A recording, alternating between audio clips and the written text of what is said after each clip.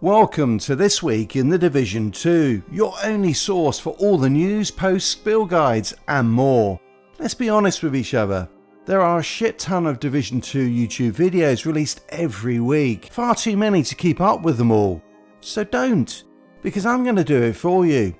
In this video I'm going to run through every Division 2 video released this week. In the description below I will leave a link to every video I watch so that it's easy for you to go straight to the ones that interest you. And to make this video as easy as possible to use, here are the timestamps for each section. You can also use the chapters below to jump straight to them. Now, I didn't watch every live stream or let's play video, but technically, there are too fucking many of them. But look out for the names of them all at the end of the video. As I'm recording this, we are hours away from the Battle for Brooklyn DLC, and it's fair to say that the community is hyped as fuck for the first new open world zone. Well, at least the content creators are, as finally they will be getting something truly new to talk about, rather than just overpriced apparel bundles.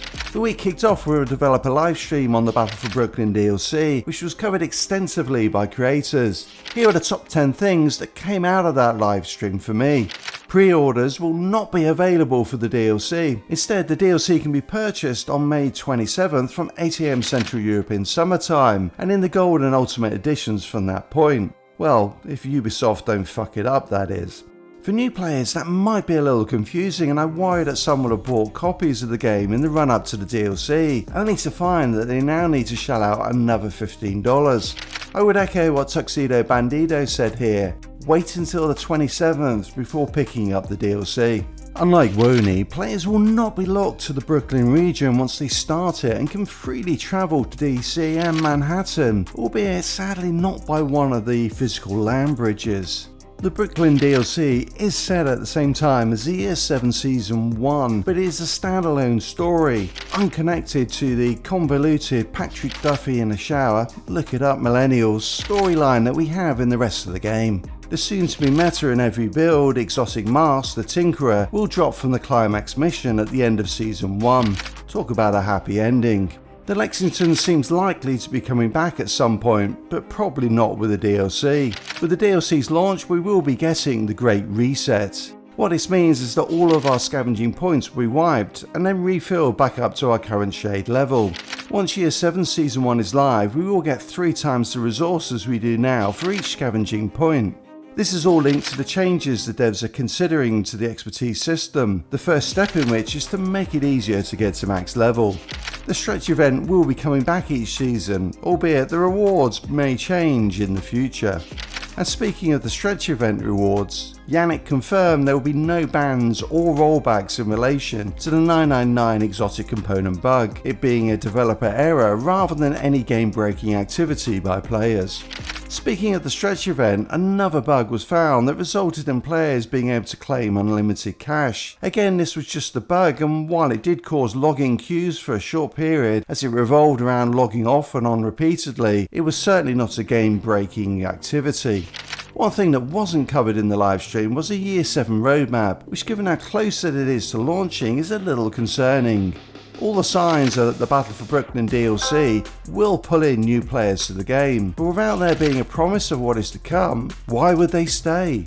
I hope that Massive get onto this as soon as possible, so that the momentum gained from this launch won't be lost. The focus of much of the rest of the content this week around the DLC was on what players should be doing in the run up to the launch, which I would sum up as spend all your scavenger points before they're gone, stack as many materials as you can before mules are gone, and complete the season pass before it's gone. The other topic that several creators covered were the various loot and XP farms in the game. Sgt Greybeard of the Gaming Brigade put out a guide on how to run Countdown. Running Butcher showcased the loot cave at the end of the Capital Stronghold mission, and Died Again Gaming provided a walkthrough of his classified assignment XP grind. Speaking of Sgt Greybeard, some scary news. The Sergeant revealed that he suffered a stroke this week. Thankfully, he and his wife acted quickly and he was rushed to hospital, and as a result he is recovering well with no long-term effects. Sergeant has always been very kind to me, showing genuine empathy when I had surgical complications earlier this year. My best wishes go out to him and I hope he continues his strong recovery. The Sergeant is one of the good ones in life. but not every creator can be a good one. Every week there seems to be another scandal that is splitting the community.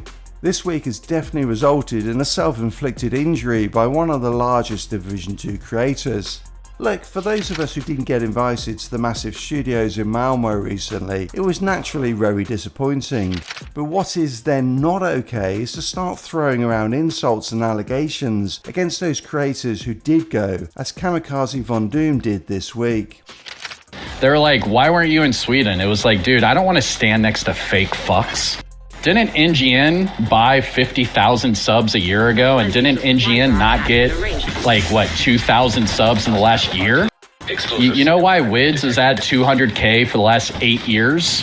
It's because Wids bought his shit. You know why Nothing But Skills is stuck at 200K for the last 5 years? It's because he faked his shit. Nothing But Skills did choose to respond and rebut the claims, and there was a general back and forth in the community as creators and viewers took sides with some spicy comments made. What I would say to both sides is just leave it. There is only one group of people whose view is important about whether a creator is any good or not, and they are the community who watch Division 2 videos and live streams. You are the sole arbiters of what is good content or not, and you can decide what to watch. When the developers see this sort of behaviour and comment on it, well, I think you have to realise that your invite was not lost in the post. And if you want to catch up on everything that went on and the history behind it, then watch Sgt Greybeard's video. It cracked me up. Some big news that appeared in a couple of videos this week is that the Division 2 base game is coming to Xbox Gamepass. While Xbox may have lost the console war to Sony, the Gamepass subscription has continued to go from strength to strength, and this may prove to be a genius move to catch the rising wave of new players. A quick roundup of the best of the rest this week. The developers finally gave up on trying to get Twitch drops to work properly, so they just gave them to everyone. A nice little surprise. Hutchler, who is a legend in the Division community, put out a really good video this week on weak points, including some that will let you one-shot even the toughest enemies, and a few that I didn't even know about. KVD is continuing to pump out PTS videos long after it finished, and this week looked at the Tinkerer mask with shotguns. Finally, hats off to the German streamer Charles for the intro to one of his videos this week. Shame so many of his viewers didn't notice the difference.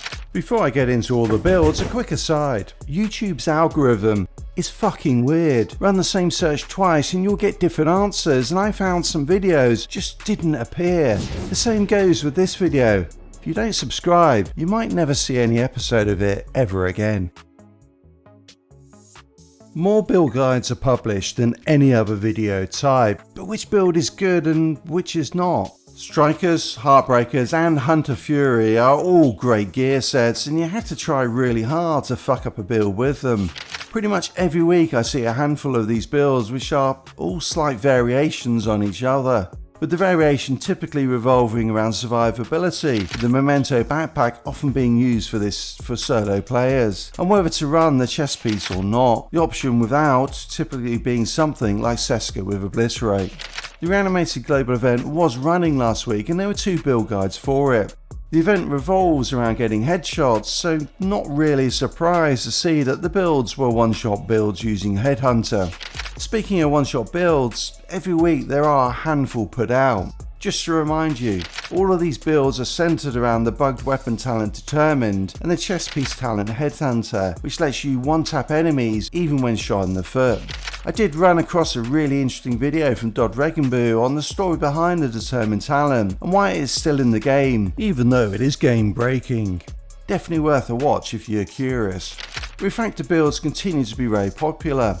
Now, while most of these builds revolve around the capacitor, 4 pieces of the gear set, an assault turret and a striker drone, it was good to see IKEA, the spreadsheet Jedi master, giving his thorough analysis of the gear set and some more unusual Refactor builds.